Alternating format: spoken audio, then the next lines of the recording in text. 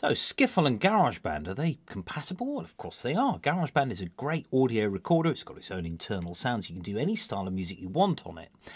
Now Skiffle is this sort of homemade idea of just getting by with all sorts of instruments to produce your music. And there's nothing wrong with that. In fact, there's a lot right with it because it's individual. So today I'm going to record just a few things, just using 5 tracks.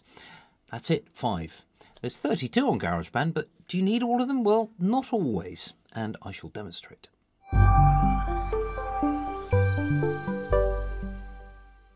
So on your screen you can see that I've got a GarageBand window open. I've got a drummer here, which is going to be my click track. I'm not going to use the metronome. The metronome is, well, it drives you around the twist after a while, but also if you're recording swing or something where you've got minimal stuff, you need a good rhythmic backdrop. So I've got this.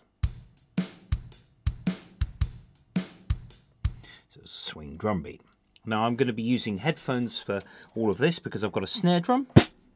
I've got my bass, which is a shovel going into a little guitar amp. I've got this, which is a cigar box guitar, so it's a cigar box and a banister rail, which is the neck with 2 strings on it. I've also got my piano here, which I have actually connected directly to GarageBand, so I am using one of the instruments on board. Now I'm going to basically layer this up. So snare drum wise, I'm just going to use my fingers, that sort of thing, to record something. Why haven't I got a bass drum and hi-hats and crash cymbal? Well, I'll explain as I go. So here we go. I'm going to record after 2 bars of the drum so I can get into the timing.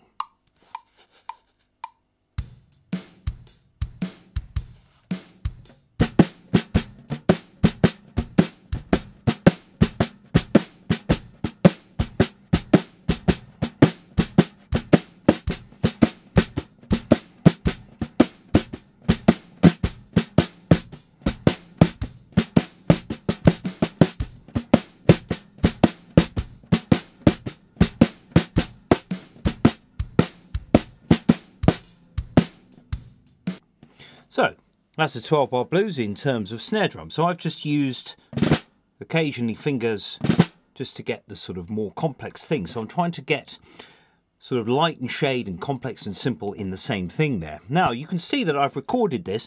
I've just used the internal mic of the iPad. So just muting Kyle for the minute. Just check that sound.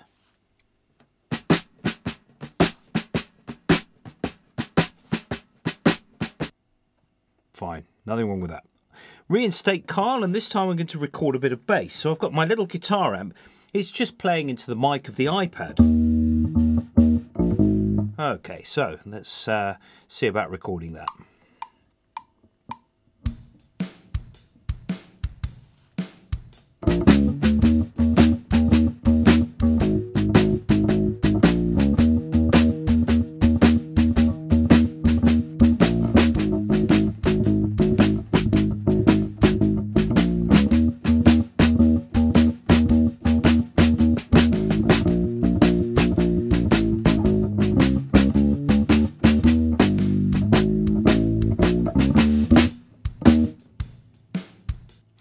Notice that I left the snare on there. I'm trying to recreate the sound of a band, so actually having the snare just rattling while I'm recording the bass may be a welcome addition. I'm just going to double check that to make sure that that's going to work.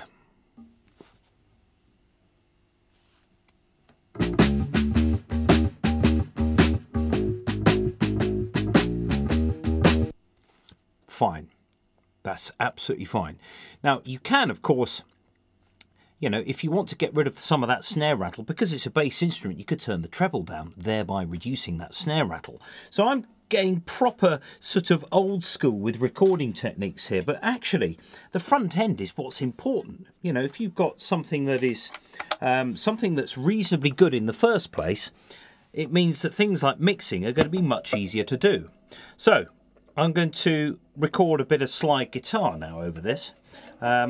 Just put a little bit on that, and then I could add some piano in a second. Okay, here we go.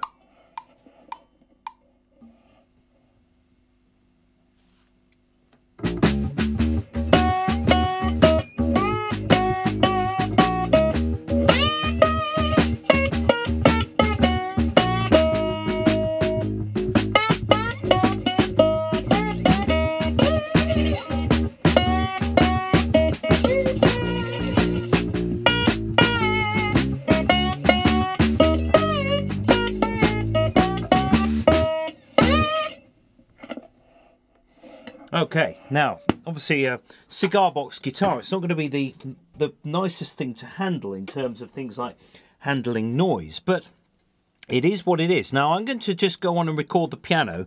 I'm going to have a listen to that guitar a little bit, just to make sure. There were a couple of little rhythmic bits where I was perhaps a little enthusiastic. So the piano part is, just open the piano just to check that sound. Yeah, that'll do me. Okay, here we go.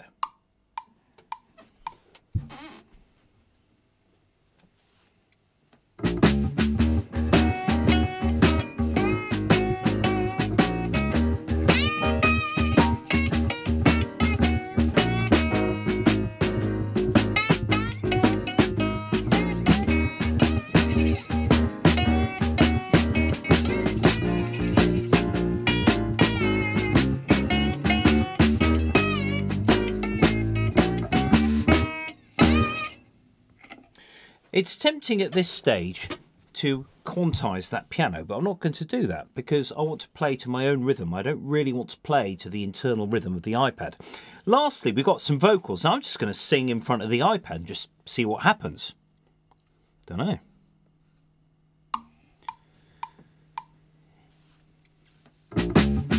Woke up this morning, they put a chip in my brain. I said I woke up this morning, they put a chip in my brain.